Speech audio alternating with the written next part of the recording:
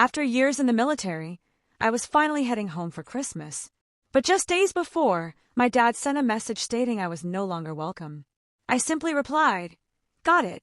5 days later, I woke up to more than 10 missed calls from my family, including one from their lawyer. "Hey Reddit, I'm Claire Weston, 31 years old. After almost 10 years of military service abroad, this was supposed to be the first Christmas I'd spend at home in a long time. No drills, no deployments, no sand in my boots, just peace. I had dreamed of this homecoming for years. The hugs, the laughter, the scent of spiced cider in my mom's kitchen. I thought I'd even prepare the guest room for some real rest. My body was worn out, but my spirit was utterly depleted. Home was meant to be the remedy. But the dream I clung to shattered the moment I received a message from my father. It was the night of December 17th. I had just finished wrapping small gifts for my nephew and niece, whom I had never met, and was looking at old family photos by the Christmas tree when my phone buzzed. The message was brief. "Christmas is better without you. Better not come." That was it. No greeting, no explanation, just a cold, sharp stab to the heart. I sat there staring at my screen, blinking. Maybe it was a joke, but there were no emojis, no sarcasm, no mistaking it. It was as direct as it was intentional. I hadn't seen my family in person since my last deployment 3 years ago. I had missed birthdays, weddings, my sister's baby shower, and even Grandpa Harold's heart surgery. I attributed the distance to my duty. I thought they understood. I thought they were proud. But now, just days before Christmas, I was being told, no, ordered not to come. All I replied was understood. And that was it. No one called. Not my mom. Not my siblings. Not even a cousin checking in. I didn't cry that night. I didn't scream. I just sat in my apartment with the soft hum of the heater and the muffled sound of carolers outside, as if the whole world was celebrating something I was no longer a part of. Christmas came and went. I stayed inside, turned off notifications, and ignored the cheerful lies on social media. Then came December 27th. I woke up late that morning.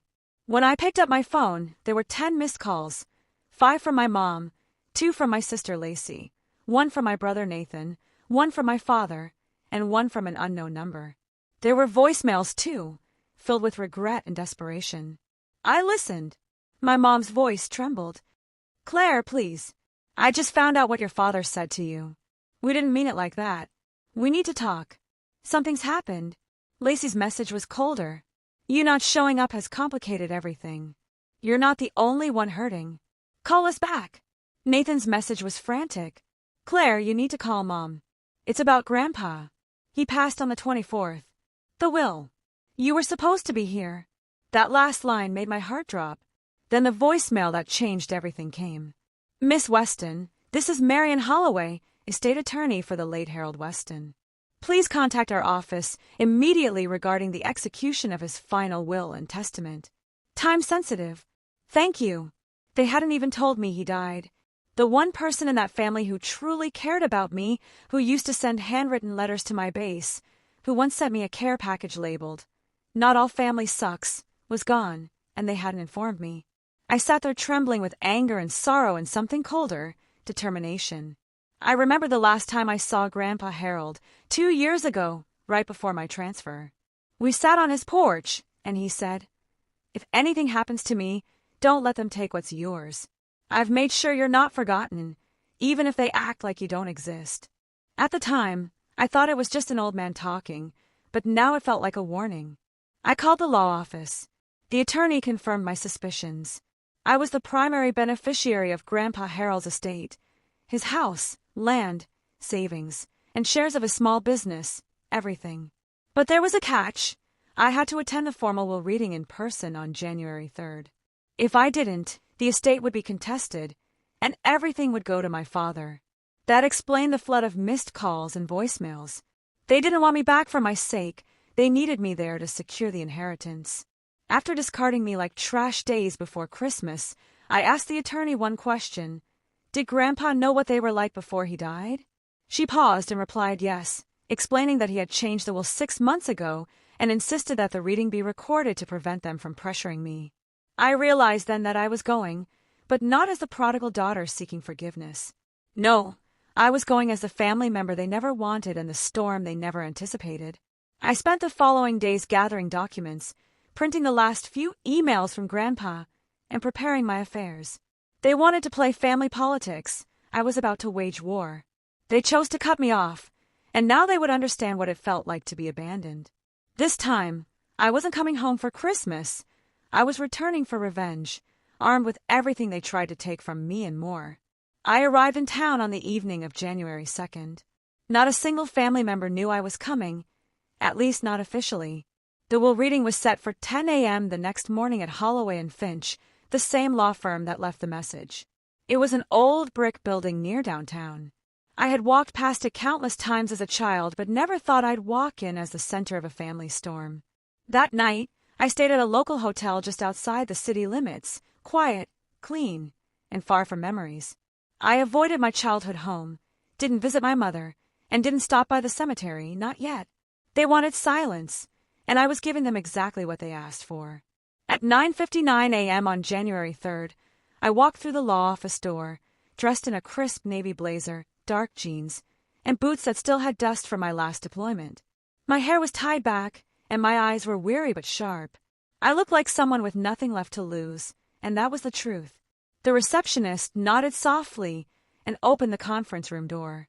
And there they were, my father, red-eyed and stiff in his wrinkled blazer, my mother, clutching her purse like a lifeline, my sister, Lacey, who looked annoyed before she even recognized me, and my brother, Nathan, visibly uneasy but silent as always. When I entered, the room fell silent. My father's expression hardened. His eyes didn't widen, his mouth didn't twitch, but I noticed how tightly he gripped the armrest. Lacey was the first to speak. "You actually came." I sat down across from them and placed my folder on the table. "Didn't want to let Grandpa down," I replied coolly. "He made it clear I had to be here in person." The attorney, Miss Holloway, walked in right on time. She wasted no time on niceties, no opening statements, no chance for my family to twist the narrative. She pressed play on a small voice recorder and began reading the will aloud. Harold Weston's voice echoed in the room, steady and clear. "If you're hearing this, it means I'm gone. And if Claire is in the room, thank you, kid. I knew you'd come." My mom's head dropped slightly. Nathan looked down at the table, and my father's jaw clenched so tightly I thought it might crack. I want to begin by stating this. Claire was the only one who visited me every year without being asked. She never demanded anything. She never came with expectations. She came with love, and for that, she gets everything.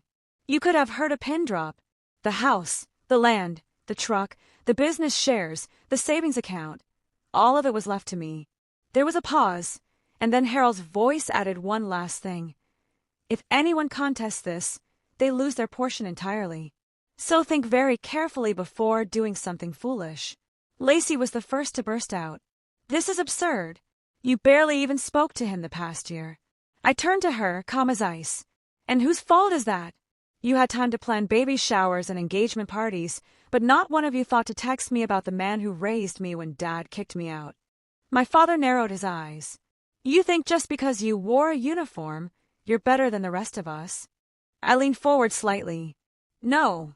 I think the fact that you told me not to come home for Christmas 5 days before Grandpa died says everything I need to know about who you really are." Mom opened her mouth, tears welling up.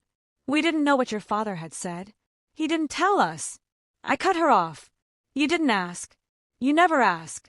You never call. I spent Christmas alone in a one-bedroom apartment while you all drank wine and posted family photos online as if I was already dead." Nathan finally spoke. "Claire, this wasn't supposed to happen like this. We were going to talk to you after the holiday. Dad was just angry." I laughed, a bitter, humorless sound. "Angry? He told me Christmas was better without me, and you all went along with it. You don't get to rewrite history just because Grandpa left me something." Miss Holloway cleared her throat. "Unless there are legal objections, the paperwork will be processed this week, Claire. We'll need your signature here." I signed without hesitation. When I stood, the room remained seated, as if they couldn't believe the nightmare was real. The daughter they had cast aside was now the legal owner of everything they desired. I walked to the door, paused, and turned back one last time. "You didn't want me home. You got your wish, but now this isn't your home anymore. And I left. The cold air hit me like a rebirth. Sharp, clean, final. In the following days, everything moved quickly. I met with a business accountant. Grandpa's investments were stronger than anyone knew. I met the real estate attorney and signed the deed to the house, my house, the same one my parents were still living in. They had 30 days to leave. My father called once. I didn't answer.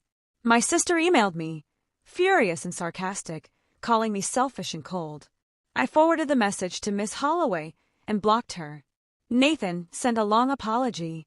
I read it but didn't reply. Mom showed up at the law office once during a final signing appointment. She didn't say a word, just stared at me from the sidewalk. I didn't flinch. I walked right past her. Actions have consequences. For years, I made excuses for their silence, favoritism, and absence. I blamed myself for not being the daughter they wanted. But that chapter is over. Now I have a home, not because it was given freely, but because the one man who recognized my worth ensured I had the last word. I returned home to rejection, but I left that office with something more powerful than forgiveness, control. And I used it to burn every bridge they once forced me to cross. They shut the door on me at Christmas, so I locked them out for good.